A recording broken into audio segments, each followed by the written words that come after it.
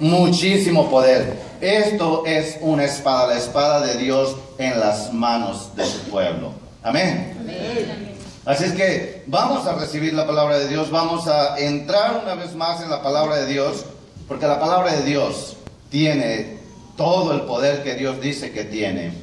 Y todos nosotros estamos acostumbrados, sin querer podría decirlo, a menospreciar el poder de la palabra de Dios por falta de fe. En ocasiones porque no valoramos el que tenemos que invertir el tiempo necesario para conocer la palabra de Dios y para poder decir, ok, voy a cumplir el propósito por el cual me ha sido dada la palabra de Dios. Si el día de hoy van a escuchar algo repetitivo, es la palabra de Dios. ¿Usted cree que la Biblia es la palabra de Dios? Amén. Hay personas que creen que la Biblia contiene la palabra de Dios. No, la Biblia, a lo que nosotros le llamamos la Biblia, es la palabra de Dios. Yo no sé cuántos de ustedes saben hacer muchas cosas. Yo sé que todos tenemos un talento de una cosa, de otra. Estaba viendo dibujos, estaba viendo diferentes comidas. Todo lo que está a nuestro alrededor ha sido por la mano del hombre. Gracias a Dios por la ropa que el hombre y las mujeres hacen. Todos se miran bien guapos de aquí. Parece que todos están cumpliendo años. Pero lo interesante es que todos necesitamos la herramienta correcta para poder hacer nuestro trabajo lo más efectivo posible. Por muy bueno el talento y por muy bueno el don y por muy buena la capacidad, si no tenemos las herramientas correctas, no vamos a poder desarrollar nuestro trabajo. Y como iglesia nosotros tenemos dos tareas muy importantes. Una se llama el Gran Mandamiento y el otro se llama la Gran Comisión. El Gran Mandamiento porque es el más importante de todos y la Gran Comisión porque es la tarea más importante que la iglesia tiene para poder existir. ¿Cómo te sentirías tú como verdadero creyente en la ciudad de Phoenix y digas, no hay iglesia a donde asistir? No hay una iglesia, un templo donde yo pueda ir y ser guiado a una adoración. No hay una iglesia donde yo pueda ir y recibir un mensaje de la palabra de Dios. Así es que para que la iglesia pueda existir tenemos que cumplir con el Gran Mandamiento y la Gran Comisión. Esa es nuestra tarea. El Gran Mandamiento, ¿cómo dice? Amarás a tu Dios. Amarás al Señor tu Dios con todo tu corazón, con toda tu mente, con toda tu alma y con todas tus fuerzas. Y no lo vamos a explicar el día de hoy, pero así dice la palabra de Dios. Y la Gran Comisión dice, vayan y hagan discípulos en todas las naciones. Y eso no quiere decir que usted va a ir a China, a Japón. Quiere decir, si tú vas al norte, si tú vas al sur, no puedes ir a los 4 puntos cardinales al mismo tiempo, pero por donde tú vayas, vas a encontrar personas a las que tú les vas a hacer la invitación de ser discípulos, alumnos. Ya no se usa la palabra discípulos, se usa la palabra estudiante, alumno. Pero esa es nuestra responsabilidad, ir y hacer discípulos. Oiga, hermano, ¿y el Espíritu Santo qué? Bueno, la palabra de Dios nos enseña que el Espíritu Santo va delante de nosotros. En San Juan 16, versículo 8 dice, y cuando Él venga, o sea, hace 2000 años en la fiesta de Pentecostés, cuando el Espíritu Santo vino, ¿con qué propósito vino? De ir a hablar con tu familia, así como vino y habló contigo. El Espíritu Santo va delante de ti mucho antes de que tú tengas la idea de que tienes que hacerlo. El Espíritu Santo dice, y cuando Él venga convencerá al mundo, sí, a tu hermano, de pecado, de justicia y de juicio. De pecado, por cuanto somos pecadores. De justicia.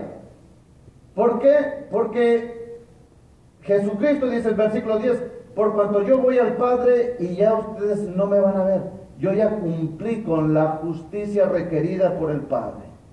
Y de juicio, por cuanto el enemigo más poderoso de nuestras almas ha sido derrotado. Entonces el Espíritu Santo está trabajando en cada ser humano que tú conoces, convenciéndolos de pecado, de justicia y de juicio.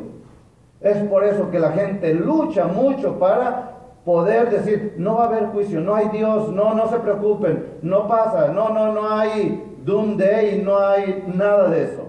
Pero el Espíritu Santo nos ha dado la palabra de Dios para que tú y yo la compartamos, para que tú y yo entendamos que es una espada que tiene dos filos y penetra haciendo cambios.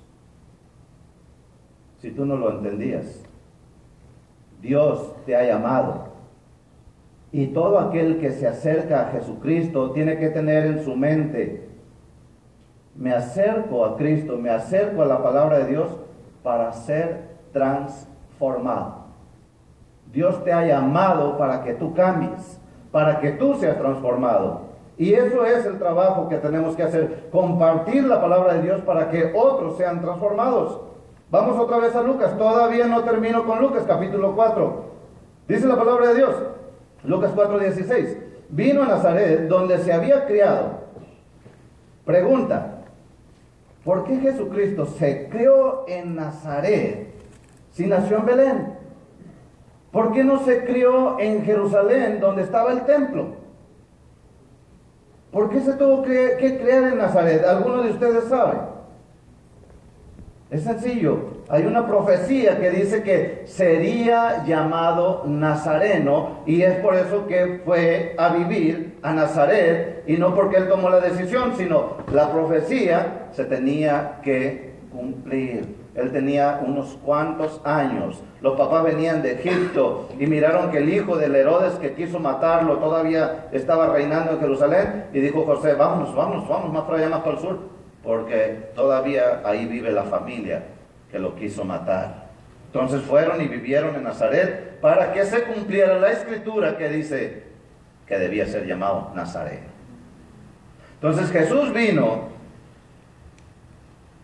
a Nazaret porque había salido, donde se había criado, y el día de la iglesia, el día de reposo, entró en la sinagoga, en la iglesia, conforme él estaba acostumbrado, conforme sus padres le habían enseñado. Vamos a la iglesia, mijo. No tengo ganas, no, vamos a la iglesia, no que no tengo ganas. Y conforme a su costumbre, se levantó a leer. Era una iglesia donde, hermanito Pedro, a usted le toca ahora, José, a usted le toca leer la escritura, venga y enséñenos, venga y comparta, porque todos estaban con la responsabilidad de estudiar, conocer y expresar su entendimiento de las escrituras. Y se le dio el libro del profeta Isaías. Vea, palabra importante. Y habiendo abierto el libro, halló. O sea que el libro de Isaías es un libro grande, era un rollo grande, y Jesucristo se puso a buscar un pasaje que él quería compartir al pueblo. Este es el pasaje que el pueblo el día de hoy necesita. Entonces, la palabra de Dios es la herramienta perfecta para cumplir el propósito que Dios me dio en la vida. Vamos a 2 Corintios. ¿Están tomando notas? Tomen nota de 2 Corintios capítulo 10, versículo 4, dice, versículo 3. Nosotros, aunque andamos en la carne, vivimos en este cuerpo, no militamos según la carne. Y la palabra militar quiere decir que tú eres un militar. Los militares militan. Yo soy un soldado de Cristo. Hay un canto que se dice, somos soldados de Cristo, ¿cierto? Todos los creyentes en Cristo somos soldados y militamos. Y aunque militamos todavía en este cuerpo, no militamos según nuestro poder, según nuestra sabiduría, según nuestro entendimiento. No andamos según la carne, porque las armas de nuestra milicia no son carnales, sino que son poderosas. Las armas que Dios te ha dado son poderosas. La palabra de Dios es poderosa.